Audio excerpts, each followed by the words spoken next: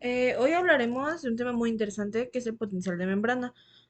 Para conocer sobre este potencial, primero tenemos que saber que pues esta es la diferencia de la carga eléctrica entre el interior y el exterior de la neurona.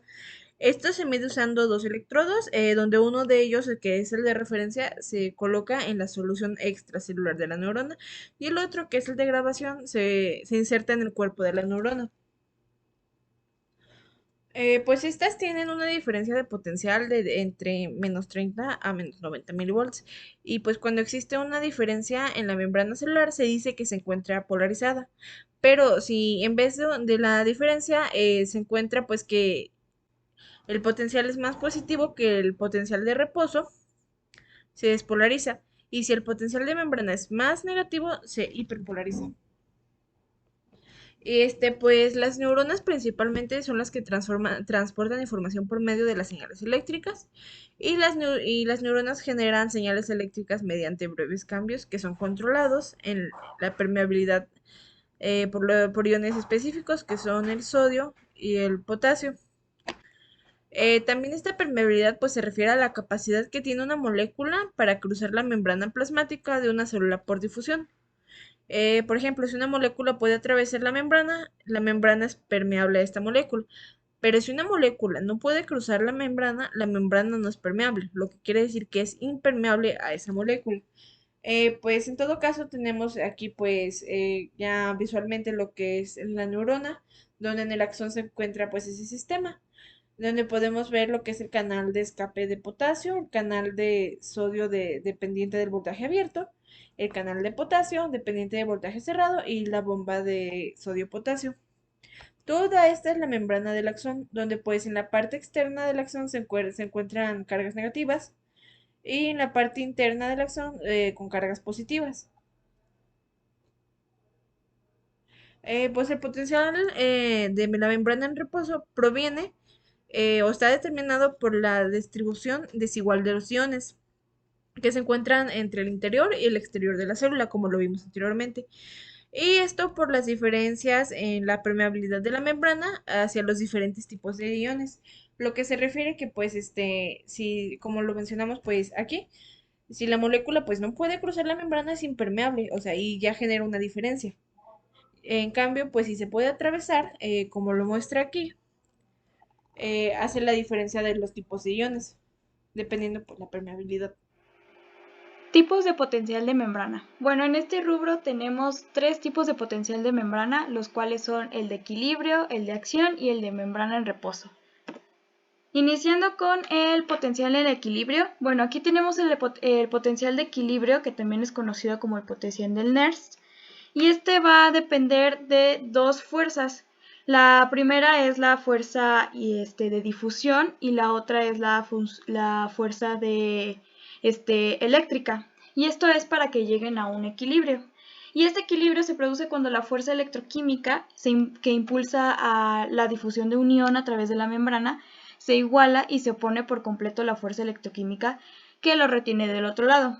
Y cabe recalcar que, como un paréntesis, para recordar lo que es la difusión, es cuando los iones tienden a moverse desde regiones de alta concentración a regiones de baja concentración.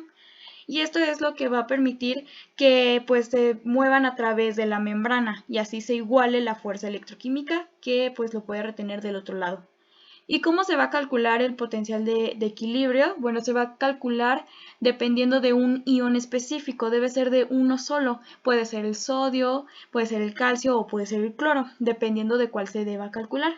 Aquí tenemos lo que es la ecuación de Nernst, teniendo que pues BEQ va a ser el potencial de equilibrio para el ion X, pues depende de cuál se vaya a calcular, R va a ser la constante de los gases, T la temperatura en grados Kelvin, Z va a ser la carga del ion, dependiendo de qué ion se esté trabajando, pues va a ser más 1 para el sodio, más 2 para el calcio y menos 1 para el cloro. F es la constante de Faraday y las X van a ser las concentraciones. XI sub I va a ser la intracelular, la que está dentro de la célula, y la XO va a ser la concentración extracelular, la que está fuera de la célula. Aquí tenemos pues lo que es el potencial de equilibrio. Aquí no es necesario, bueno, de hecho no se requiere un estímulo. Aquí nada más es para que llegue a un equilibrio y así pues tenga como que la homeostasis bien esta célula y pues así no tenga la muerte celular. Después tenemos lo que es el potencial de acción. El potencial de acción, esto es para un evento rápido y es un evento eléctrico, breve y abrupto. ¿Por qué? Porque cuando, por ejemplo, si tú tienes un evento en el que ocupes tus reflejos, por ejemplo, si estás con un cuchillo y te cortas por accidente, pues es una respuesta muy rápida de que tú vas a quitar la mano. Para eso es este potencial de acción, porque es un estímulo. ¿El estímulo cuál es? Pues esa cortada que te dolió. Entonces, pues así cuando quitas tu mano, esa es una señal eléctrica que va a actuar en las células musculares, que va a ser pues en tu brazo, en tu mano, dependiendo la zona donde se haya efectuado la cortadura, igual como las neuronas que van a dar esa señal de que muevas los músculos y pues la célula cardíaca que va a permitir que el corazón lata un poco más rápido para poder irrigar de sangre a todo el cuerpo y así pues escapar de como de esa amenaza que así lo traduce lo que es el cuerpo. Y bueno, el potencial de acción generalmente consta de varias fases. Estas fases las tenemos ubicadas en lo que es esta imagen, iniciando por la fase de umbral o potencial de umbral. Cabe recalcar que también en muchos esquemas está el potencial de membrana en reposo, que cuando la membrana está polarizada y está inactiva la célula. Entonces, la fase de umbral es cuando se inicia el estímulo que hace que el potencial de membrana alcance un valor crítico, que es lo que se llama umbral. Después llega la fase de despolarización. Aquí va a pasar que los canales de la membrana celular, los canales de sodio, se van a abrir. ¿Para qué se van a abrir? Para que permitan el paso, la entrada masiva de iones sodio. Y el potencial de membrana se va a volver más positivo. Entonces aquí es el ingreso de sodio. Después tenemos la fase de repolarización. Aquí los canales de sodio se van a cerrar. Aquí es como lo contrario de la despolarización. ¿Para qué? ¿Para qué se van a cerrar? Para tener que abrir los canales de potasio. Los iones de potasio salen de la célula devolviendo el potencial a su nivel negativo de reposo. Esto es para que se vuelva a poner negativa la célula. Por eso aquí se ve como que una caída. Luego llega la fase de hiperpolarización, que es el potencial de membrana, pues puede volverse más negativo que el nivel de reposo antes de regresar a este nivel. Y bueno, la fase de hiperpolarización también se va a hacer gracias por la bomba de sodio-potasio y la restauración de las concentraciones iónicas normales. Aquí ya como que todo va a volver pues hacia la normalidad, por así decirlo, de la célula, porque esto es un estímulo rápido y abrupto. Bueno, a continuación vamos a explorar un poco acerca de los iones que se encuentran dentro de las neuronas. Dentro de estas vamos a tener dos tipos de iones con carga positiva, el cuales van a ser el sodio y el potasio, y con carga negativa, los cuales van a ser el cloruro y los aniones orgánicos, que son las proteínas y los aminoácidos.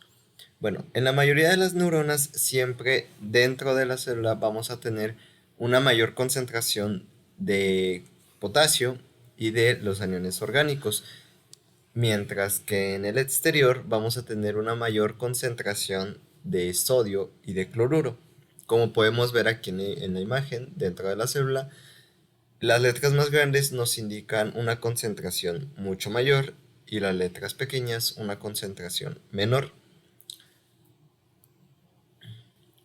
Entonces, al abrir y cerrar los canales iónicos, ¿esto va a alterar el potencial de membrana?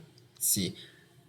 Recordamos que un potencial de membrana en reposo está más cerca del potencial de equilibrio del potasio que del sodio. Esto porque la membrana es mucho más permeable al potasio que al sodio.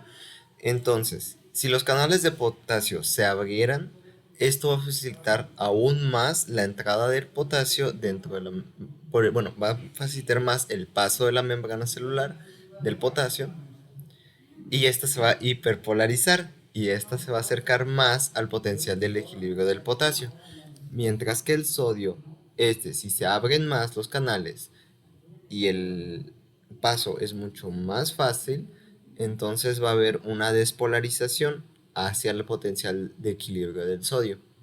Y finalmente podemos concluir en esta presentación que tenemos los diferentes tipos de potencial de membrana previamente dichos, los de equilibrio, de membrana en reposo y el potencial de acción, porque son muy fundamentales e importantes en la fisiología celular, por lo cual cada uno desempeña un papel específico en la regulación de la carga eléctrica de la célula y pues la comunicación entre ellas.